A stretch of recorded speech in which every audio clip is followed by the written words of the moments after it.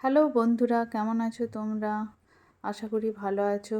এই যে আমাদের বাড়িতে কুটুম এসেছিল, আমার মামা মামি এবং মামাতো বোন এসেছিল। তাই হঠাৎ করে আসায় কি করব, তাই রাত্রেবেলায় এসেছিল, তাই রাত্রেবেলায় ডিনারে করে দিয়েছিলাম পরোটা, চিকেন কষা এবং আলু ভাজা আর মিষ্টি এনেছিলাম, রসমালাই। তা এই দিয়েই তাদেরকে ডিনার করতে দিয়েছিলাম।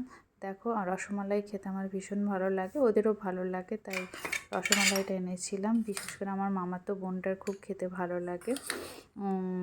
ওকে দিয়েছিলাম, সবাইকেই দিয়েছিলাম। আর এই যে এক এক করে সবাইকে খেতে দিচ্ছি, আমরাও খেয়ে নেবো।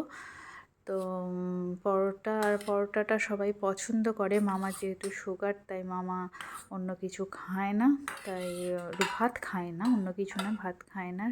রুটি করে দিয়েছিলাম মামাকে, আর পরোটা করেছিলাম আমাদের জন্য। মামাতো বোন, মামি এরা সবাই পরোটা খেয়েছিলাম, আর আমরা সবাই পরোটা খেয়েছিলাম। মামা আর বাবা রুটি খেয়েছিল। বাই।